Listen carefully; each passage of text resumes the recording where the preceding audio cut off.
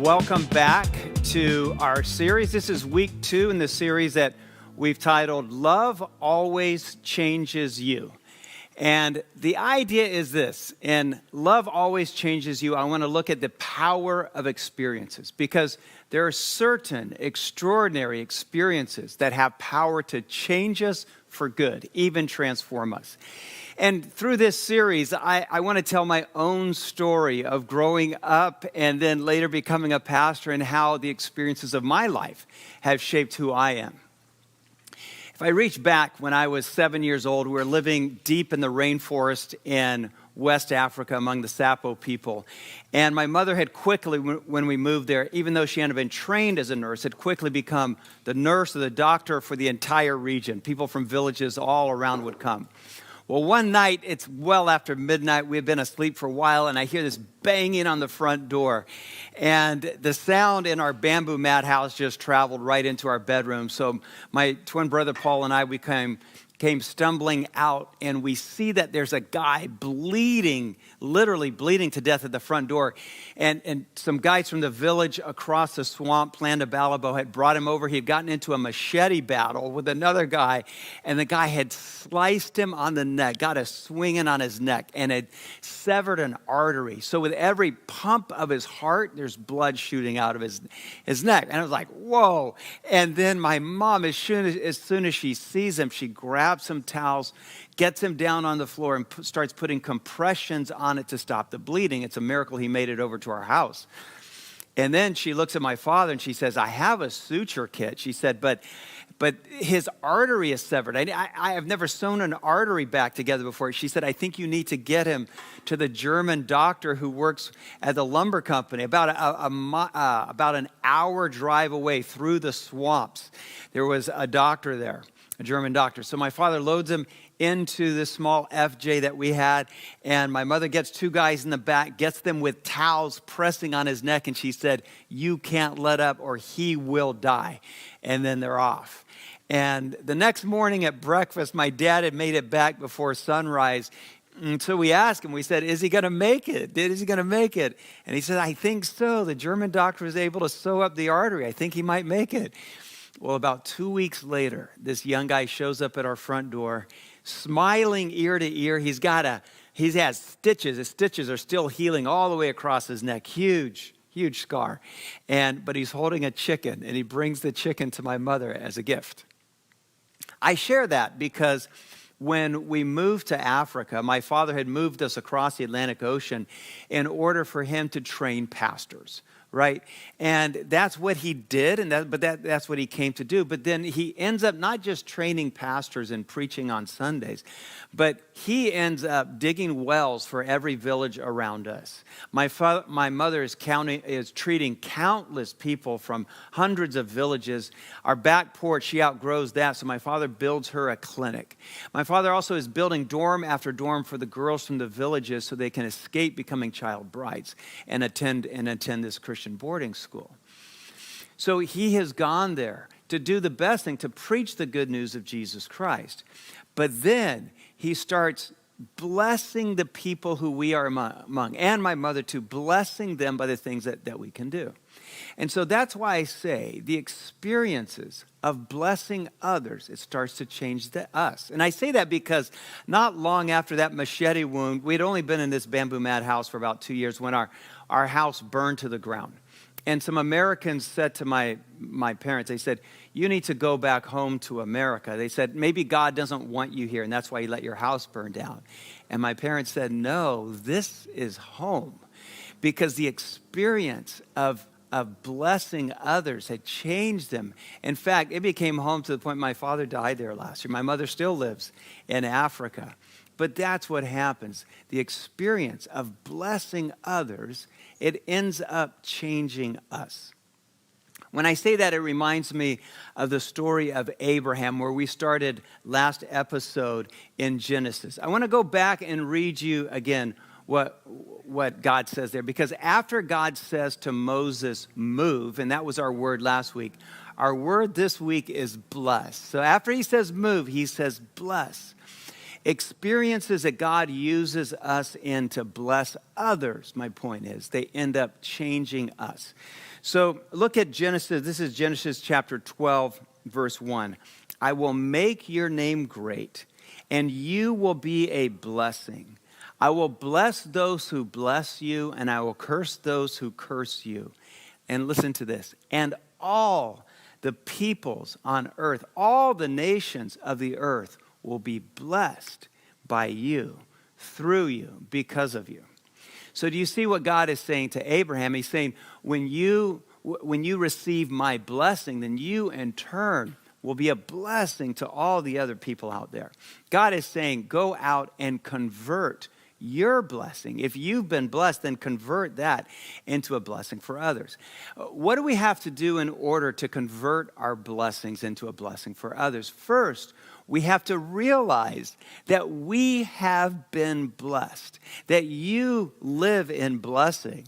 Now, a lot of times when I talk about making change in places like Haiti or Thailand or Liberia or Malawi, where we take people, people sometimes say, well, I don't have enough to help. I'm so broke, I can't do anything for anybody else. And I want to say, oh, that's so weak. And it's not true. Because I've spent about half my life living in developing nations. And I tell you what, compared to people who live in developing countries, you are affluent, period. The average American house has more televisions than it does people. You are affluent. The fact that you drive a car or own a car makes you about the most wealthy person where I come from in West Africa. You are a big shot if you own and drive a car. My point is, you are blessed. We have to recognize that we have more resources and more affluence than we think. And you can make a difference with that. I think the second thing is, if you are going to convert your blessing, you have to see and recognize the oppression of others. And so last episode we were in Genesis. Today I want to move to Exodus. We want to go from Abraham to Moses, because this is what God says to Moses. He says this. This is Exodus 3, verse 7. And God speaks. He says to Moses, I have seen the misery of my people. I have seen the way the Egyptians are oppressing them. I have heard their cry, and I have come down to rescue them. Make that your Lectio Divina today. Would you just kind of let those words sink in? I have seen the misery of my people. I have seen the oppression of the Egyptians. I have heard the cry of my people, and I have come to rescue them. So God hears, God sees the oppression, the injustice, and God comes to their rescue. This word here that Moses uses when he writes, this word cry, and when God says, I've heard the cry of my people, it's the Hebrew word sa'ak. Sa'ak is a very important word. It's S-A-A-Q. Sa'ak means when I cry out because I'm in pain, or I cry out because I am wounded. But not only is sa'ak a word of desperation, sa'ak is so interesting because sa'ak, cry out, to cry, it asks a question. Sa'ak says, do you hear my cry? Sa'ak asked, have you seen my trouble? Sa'ak asked, did you see what they are doing to me? Do you see what just happened? Did you see that? Sa'ak says, is there justice? Sa'ak asked, will you step in and intervene when I'm discriminated against, when I am treated as less than, when I'm treated unequally? Sa'ak says, am I in this all alone? The Exodus story shows us how people, when they suffer oppression and injustice, that God hears their cry and he comes to their rescue. And I say all of that because now you and me, as God's people, we too must hear the cry of the oppressed. We too must open our eyes to the injustice, and we too must take action and come to the rescue of those who are treated less than. Here's the problem. I said the challenge to Abraham is to convert your blessing. The problem, though, is instead of converting our blessing, so many in our society, we consume our blessing. We stockpile our blessing. We store up our blessing in storage units and in bank accounts rather than convert it. Can I just challenge you with this today? That your God-given calling is to convert. Take what God has blessed you with you in your life and convert that into a blessing for others. The question is, in what ways, how will you use your blessing to be a blessing and spread the kingdom of heaven here on earth?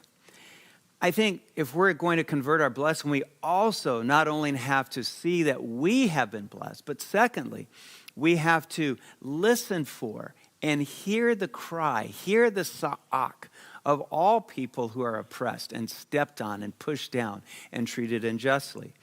I think it's easy, isn't it? Let's be honest here. It's easy to ignore and to be deaf to the cries of sa'ak if we are not the ones being oppressed. If it's someone else doing the crying out, if we're honest, we can simply ignore that. When the system works for us, when the system works for me, if I'm honest, then it's easier for me to say, well, the system is fine for everybody, when maybe it's not, when maybe in many ways it is wrong for many other people. When the discrimination or the inequality is against someone else, it becomes easy for me to turn a blind eye or have a deaf ear because it's somebody else. But in order for us to truly be God's people, as God calls Abraham and Moses to be, we have to hear the cry of the oppressed, and we have to respond to that just like God does. Egypt shows us, this Egypt story of people being in slavery, it shows us how all through human history, certain groups of people have used power to preserve their privilege. And that's what was happening in Egypt. I was teaching a class this last spring in our Justice College preview series, and my class was on social justice. And so for one of the lectures, I invited in a friend of mine, Dr. Adama Salou. And because I know at ASU, she teaches a class titled Power, Privilege, and Oppression. And I said, Dr. Salou, we need you to come in and speak on power, privilege, and oppression. I said, it's just a one-night lecture, but I need you to put all your content from one semester into this one night. And it was stunning. It was one of my favorite lectures I've ever heard, as she talked about her story and about the issues of power, privilege, and oppression in our society. And if you're wondering why is Adama Salou's voice so powerful and strong, it's because she was born in a place where power was used to preserve privilege. She was born in the West African country of Sierra Leone. And when Adama Salou, Dr. Salou, was born, the Sierra Leone was still a British colony. So she was raised in a culture knowing what power and privilege was like. She knew what it was like to be the oppressed, to be the one who needed to be set free. And so she speaks with that kind of voice. My point is, around us every day, there are people and people groups using power to preserve their privilege. And we have to be voices against that. We have to turn the tide on that. What is oppression? I've used that word several times today. Oppression is when those in power use their power to preserve their privilege. Our eyes need to be open to that. In the Old Testament, as we read it, God sends a liberator against the powerful to free them. He sends his person, Moses. And Moses' story is about liberating people from injustice and oppression. It's about standing up to an empire. It's about standing up to a Pharaoh. And so the great lesson here in Exodus is that first God uses a person, and then God uses a people to set others free. So when Moses and the people of Israel escape Pharaoh and they cross the Red Sea, you might think the story's over. You might think, all right, he got them out of there.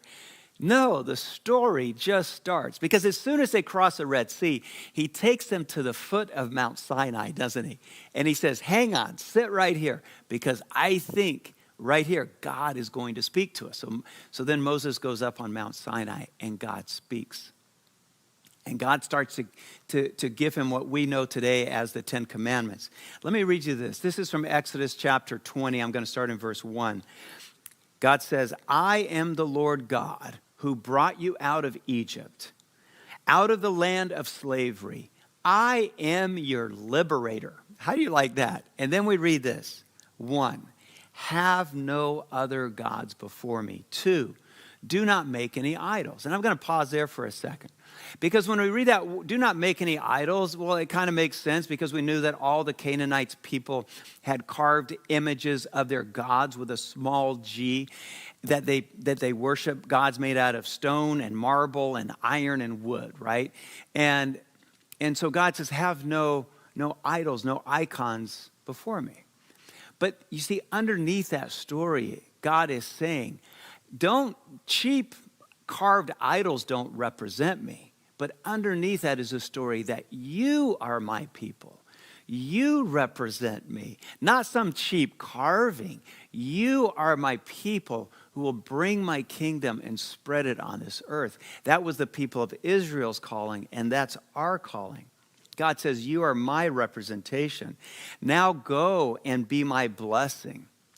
In other words, God's people are his means of blessing those who are in poverty, those who are desperate, those who are oppressed, those who are being treated unjustly. Here's the thing, and if you're writing anything down today as you listen or watch, then write this down, that God is disturbed by injustice. God is disturbed by injustice and oppression of any kind, and he wants it stopped. And here's the kicker, that you are God's means for ending that injustice and oppression. God uses a person like Moses. God uses a people like the people of Israel, and God wants to use you. God is looking for a person like you. He's looking for a people like a church. He's looking for a people like the church, the Grove, to use us as his people to make change for good. There's another commandment here. The third commandment, if we keep going in verse 7, says, do not take the name of the Lord God in vain. That word take is a very interesting word because, sure, it means don't use, but the word take, nasa, in Hebrew means do not carry. Do not take along with you. Do not lift it up and move it to another place. Don't take the name of God with you and misuse it, but you as God's emissary, you as God's representation, take his blessing with you. Take the best qualities of God with you, and you become a blessing, especially as you become a person who steps in to stop the injustice, to end the oppression. As we continue reading the Torah, and I said in this series, love always changes you. As we take one word each week, it was moved last week, it's blessed this week. As we take those words, we're going to make our way through the Torah, then the historical books of the Bible, then the wisdom books, and so on until we reach the end. And as we read through the Torah, time and time again, if you keep reading, you'll see that God calls his people, for example, to reach out to the poor and bless them, to invite the stranger, the immigrant, the foreigner into their homes, to do not deny justice to those who are being treated unjustly, to lift up and care for the widows and the orphans. That's all in the Torah. So God is saying clearly, what I did for you and what I'm doing for you as a blessing, now turn around and do it for others. Convert your blessing. And I don't think any of us should miss here that God measures the faith of his people by what they do or do not do to share his blessing with the least and the last, with those who are stepped on. God measures our faith by that. I want to invite you as we end to pause and reflect. I want to leave you with some questions, kind of an assignment, okay? First, I want you, maybe you need a pen, but without thinking much about it, make a list of your blessings. Well, what are the many ways, without even hardly thinking about it, that you are blessed? Count your blessings. And then I want to ask you this, are you surprised by how many blessings there are? because you probably are blessed more than you've thought about in a while. And then ask yourself this: how can I use those blessings to convert them and become a blessing to others? And I would ask you to dig deep in your heart and ask, why have I not converted my blessing? Maybe you have been privileged. Why have you not stepped up to be a voice for others who are disprivileged and stepped on and discriminated against? Because now is a time for you. Maybe can you think of a specific person or place where you can start to become a blessing to others in this world, just like God calls Abraham to be, and Moses and you and me. It's good to be with you today.